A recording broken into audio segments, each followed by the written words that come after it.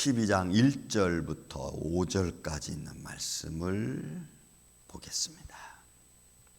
말씀을 교도합니다. 사무엘상 12장 1절부터 5절. 사무엘이 온 이스라엘에게 이르되 보라, 너희가 내게 한 말을 내가 다 듣고 너희의 위에 왕을 세웠더니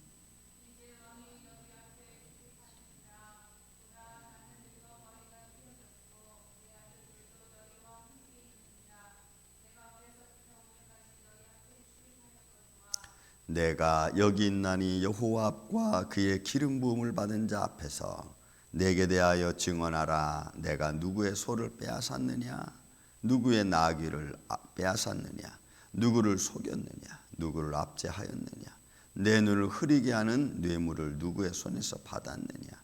그리하였으면 내가 그것을 너희에게 갚으리라 하니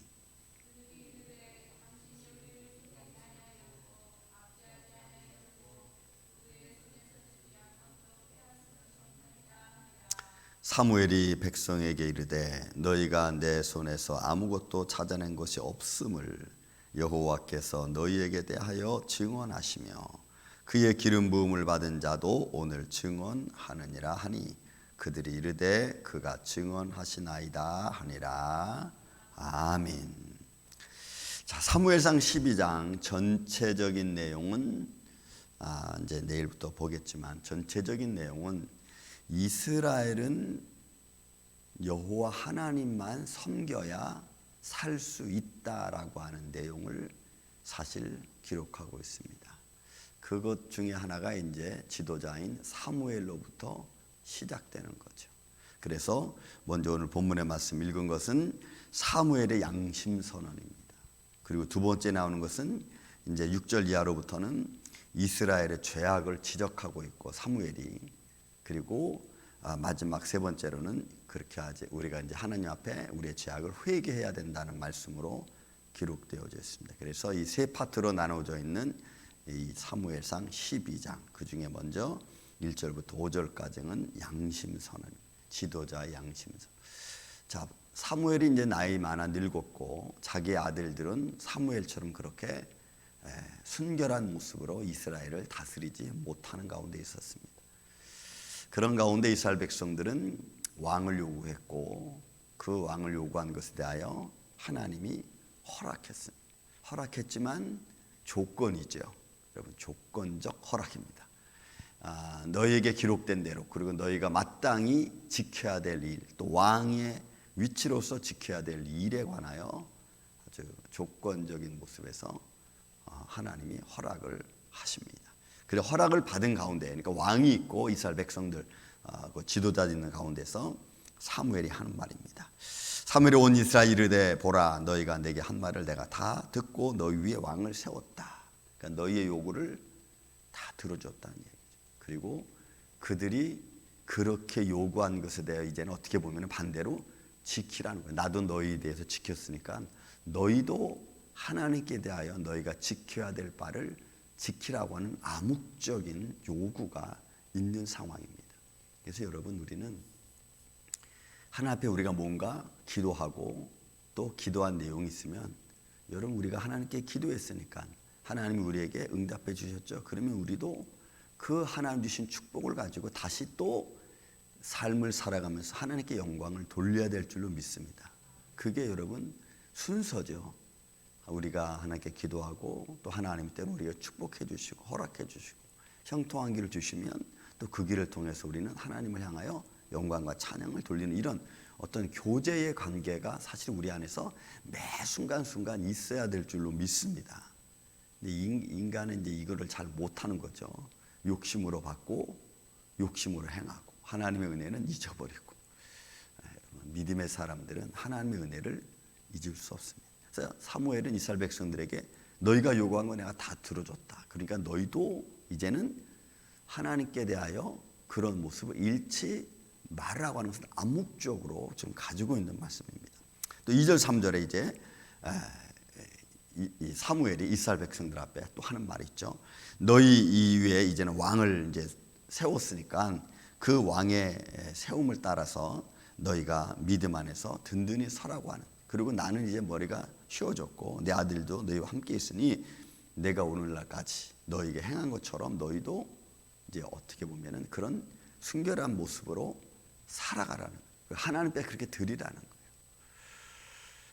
거예요. 여러분, 우리가 믿음 앞에 섰을 때 우리의 모습이 어떤 모습으로 서 있느냐가 참 중요합니다. 리더자뿐만 아니라 모든 사람은 두 가지 모습에서 우리는 순결하고 정결해야 됩니다. 그 하나가 먼저는 하나님 앞에, 그리고 또 하나는 사람 앞에. 근데 이 두 가지가 다 어렵죠, 사실. 여러분, 하나님 앞에 순결하는 게 어렵습니까? 사람 앞에 순결하는 게 어렵습니까? 제가 보기에는 사람은 얼마든지 속일 수 있어요. 사람. 그러나 하나님은 우리가 속일 수 없습니다. 그렇기 때문에 사람 앞보다는 하나님 앞이 훨씬 더 어렵습니다. 그게 믿음의 양심이에요. 살아계신 하나님을 우리가 믿고 그 하나님의 축복하심을 받은 우리라면은 사람을 속이는 것은 쉽습니다. 그러나 하나님은 우리가 속일 수 없죠. 그래서 하나님 앞에 순결한 자는, 하나님 앞에 정직한 자는, 하나님 앞에 믿음의 사람은 사람 앞에도 인정을 받지 않을 수 없어요. 그렇지만 반대로 사람 앞에 인정받았다고 해서 하나님 앞에 인정받을 수는 없습니다. 이게 믿음의 원리예요. 우리는 이런 원리를 알고 있고 믿고 있고 그렇게 행동할 줄 알아야 하나님과 나와의 관계성이 형통할 수 있습니다. 사람은 조금 불통할 수 있어요. 왜? 하나님과의 관계성이 문제이기 때문에. 그렇다고 해서 그 불통이 영원히 가느냐? 아니야, 그렇지는 않아요. 하나님과 나와 형통하면은 사람과 불통할 수가 없어요. 그것은 언제든지 해결이 됩니다.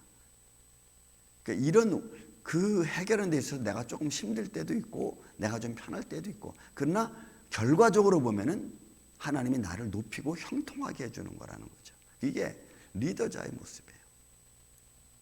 자, 양심선언을 하죠. 내가 여기 있나니 여호와 앞과 그의 기름 부음 받은 자, 그러니까 여러분 왕의 앞입니다. 이제는 왕 앞에서 내가 대하여 증언하노니 내가 누구의 소를 빼앗았느냐, 누구의 나귀를 빼앗았느냐, 속였느냐, 누구를 압제했느냐, 눈을 흐리게 했느냐, 뇌물 받았느냐, 그런 거 없죠. 왜? 사무엘은 어려서부터 성전에서 자랐고 하나님의 선지자로 부름받았고 순회하면서 그렇게 하나님 말씀을 선포했습니다. 그런데 저는 여기 이 말씀 중에 좀 안타까운 게 뭐냐면, 사무엘이 그렇게 어려서부터 하나님 앞에서 자라났고 하나님 말씀을 선포하고 이스라엘 백성들을 순회하면서 복음을, 여호와 하나님을 선포했는데 이스라엘 백성들은 그렇게 사무엘이 하나님 말씀을 선포한 것에 대하여 어떤 때는 막 깨달아서 자기들이 회개하는 마음도 있었지만, 그러나 그것이 전체적인 면보다는 믿음의 사람들의 어느 한 부분이죠. 어느 한 부분이에요. 그리고 이스라엘 전체적인 면에서는 타락의 길을 가고 있었다는 것이 이 성경의 역사가 보여주고 있는 이 원리입니다. 이런 모습을 보면은 오늘날도 이게 접목해서 보면 참 안타까운 것 중에 하나예요. 하나님 말씀이 선포되어지고 살아계신 하나님 증거되어지고 때로는 어디서든지 저기서든지 하나님의 기적과 표적이 일어남에도 불구하고 결국은 다 이 전체 흐름이 어디로 갑니까? 하나님을 부정하고 안 믿는 쪽으로 흘러간다는 거예요. 이게 대세로 간다는 거예요. 대세로 간다고 해서 말씀이 없는 게 아니고 대세로 간다고 해서 어떤 믿음이 무너지는 게 아닙니다. 그러나 대세가 그렇게 가는 거예요. 그래서 믿음을 가지고 있는 사람이 그래서 이제 힘들어지는 거예요. 왜? 대세가 믿음이 있음에도 불구하고 자꾸 세상이 쾌락적으로 가니까 믿음 가진 사람들이 이제 힘들어지는 거예요. 교회가 힘들어지는 거예요. 대세가 그렇게 가니까.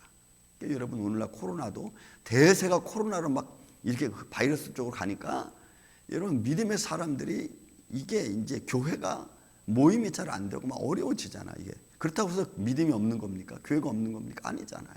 있음에도 불구하고 대세가 그렇게 막 가니까 괜히 교회가 자꾸 위축되는 거예요. 믿음이 위축되는 거예요. 이런 원리라는 거죠. 이런 원리. 여러분, 이런 원리 가운데서 우리는 분명한 믿음의 빛을 발해야 될 줄로 믿습니다. 교회는 교회 빛을 발해야 되고, 말씀은 말씀의 빛을 발해야 되고, 또 그 빛이 영원하다는 걸 아니까 우리는 그 빛을 놓을 수 없는 거예요. 그래서 흙탕물 속에서도 반짝반짝반짝 빛을 낼 수밖에 없는 겁니다. 왜? 그게 믿음의 원리예요. 너희는 세상의 소금과 빛이라. 여러분, 세상의 그 모습은, 혼탁한 세상 속에서도 결국 믿음은 맛을 내야 되고, 믿음은 빛을 발해야 되는 거예요. 사무엘이 그 이야기를 하는 겁니다. 내가 그렇게 했느냐? 왕 앞에서, 기름 부은 왕 앞에서, 이스라엘 백성의 지도자들 앞에서 그들이 증언하기를 그런 일 없다. 당신은 정직하다. 자, 이거를 이제 준비를 해서 사무엘이 요구하려고 했던 것이 뭐냐면, 이제 마지막 이제 19절로부터 시작해서 35절까지 마지막에 나와 있는 것이 뭐냐면 이스라엘 회개입니다. 너희가 이렇게 이제 하나님만 섬기지 않으면 너희는 안 된다. 내가 그런 일 있냐? 없다. 그럼 나를 너희가 선자로 봤느냐? 봤다. 그렇다면 너희도 이제는 하나님만 섬겨야지 너희가 살 수 있다라고 이야기하는 거예요. 그래서 여러분, 가정의 리더자, 사회의 리더자, 또 어떤 위치에서 이제 믿음의 사람은 그 공동체의 리더자일 수밖에 없어요. 믿음의 사람이 빛이기 때문에 그래요. 늘 제가 말하지만 공동체에서 리더자는 믿음의 사람이에요. 믿음의 빛이 발해지면 그는 리더자가 되지 말래도 리더자일 수밖에 없는 거예요.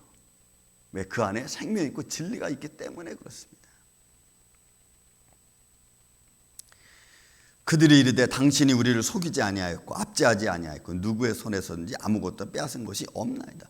여러분, 이 길을 가면서 반대로 사무엘이 힘들지 않았겠어요? 왜? 다 사무엘을 인정하는 사람만 있는 게 아니잖아요. 이스라엘 백성 중에서. 그래서 사무엘을 향하여 반대하는 사람도 있고, 때로는 중립정에 서서 다른 사람들은 이렇게 얘기하는데 사무엘 당신 어떻게 생각합니까? 이런 이야기하는 사람도 있겠고, 어떤 사람은 야 당신이 뭐 그렇게 사는데 뭐 세상이 왜 이러냐라고 말하는 사람도 있을 것이고. 그러면 전체적으로 일단 사무엘은 그 진리를 어떤 상황에 놓여도 하나님의 사람이라는 것을 부정하지 않았고, 하나님의 사람이라는 것을 누락시키고 하나님의 사람이라는 것에 누를 끼치기 위한 뇌물 같은 것도 받지 않았다는 거예요. 여러분, 이게 믿음의 사람들이 살아가는 모습 중에 하나. 이게 쉽겠냐 이 말이죠. 세상에서는 어렵다는 거지. 이게 그래서인지 모르지만 그 아들들은 우리가 앞서 봤지만 사무엘 같지 않았죠. 뇌물을 받고 때로는 판결도 좀 굳게 하고. 그렇지 않았어요? 그러면 사무엘이 이렇게 살았다는 얘기는 가정이 그렇게 평탄하지는 않았을 거예요. 그 아들도 그랬겠죠. 아버지 꼭 그래야만 됩니까? 그래서 조금씩 뇌물도 받기도 하고 뭐 이랬을지 모르겠어요. 전체적으로 보면은 우리 오늘 믿음의 사람들이 때로는 힘들어도, 때로는 좀 누가 돼도 그 길을 그냥 묵묵히 우리가 걸어가는 것밖에는 없어요. 왜? 우리는 살아계신 하나님을 믿으니까 그 길을 가는 거지, 살아계신 하나님이 아니라면 우리가 굳이 이 길을 갈 필요가 없죠. 여러분, 없습니다. 사무엘의 백성이 이르되 너희가 내 손에서 아무것도 찾아낸 일이 없음을. 그러니까 이거 사무엘의 삶 속에 부정적인 것, 또 올바르지 않은 것, 이런 것들을 사람들은 발견할 수 없는 겁니다. 그 사람들이 증거해 줍니다. 하나님도 그를 증거해 주는 겁니다. 없으면 여호와께서 너에게 대하여 증언하시고, 하나님이 그들에게서 사무엘을 높여주시고, 또 그의 기름 부음 받은 자, 소위 말해서 사울 왕부터 시작해서 많은 사람들이 오늘 증언했다. 여러분, 우리가 하나님 앞에, 사람 앞에 어떤 믿음의 정직한 모습을 갖는 것은 쉽지 않습니다. 그렇지만 다시 한 번 말씀드리죠. 우리는 예수님 말씀하셨죠. 너희는 소금과 빛이다. 왜 이런 중요한 말씀을, 또 때로 이런 무거운 말씀을 우리에게 들려주셨는가? 여러분, 그것은 우리의 생활, 오늘 하루, 한 시간, 한 타임에 드러나는 아주 작은 것들입니다. 어제 제가 저녁에 말씀드렸지만 주님께 나오는 자마다 다 나음을 입었습니다. 그 나오는 그 순간만이라도 그들은 예수님을 믿었다는 거죠. 그 나오는 순간만이라도 저 사람은 내 병을 고칠 거야라는 그 순간만이라도 믿은 것을 하나님이 인정해서 그 병을 고쳐줬다는 이 사건들을 우리가 가만히 깊이 생각해 보면은 그 순간순간 우리가 어떤 모습으로 살아가야 되는지, 또 그 순간순간 우리는 어떻게 믿음을 놓치고 있는지 우리 그것도 봐야 돼요. 그러니까 우리는 어떤 순간순간 믿음을 드러낼 수도 있고 어떤 순간순간 그 믿음을 무시할 수도 있습니다. 그러면 전반적으로 우리의 삶을 그런 것들을 다 모아서 볼 때, 전반적인 것을 우리의 삶을 볼 때 과연 우리는 하나님께 영광을 돌리는 것이 더 많고 믿음을 지키는 게 더 많은지, 아니면 내 어떤 유익과 내 어떤 삶의 평안을 위해서 살아가는 게 더 많은지 한번 우리가 이렇게 비교해 볼 수 있겠죠. 여러분들의 삶 속에 매 순간순간 하나님께 영광을 돌려가는 그 마음이 더 많아져서, 티끌 모아 태산이라는 거죠. 더 많아져서 내 삶 전체가 하나님을 영화롭게 하는 그런 퍼센테이지가 많아지고 하나님 영광이 함께하는 복된 삶이 되시기를 예수님의 이름으로 축원을 드립니다. 사랑과 은혜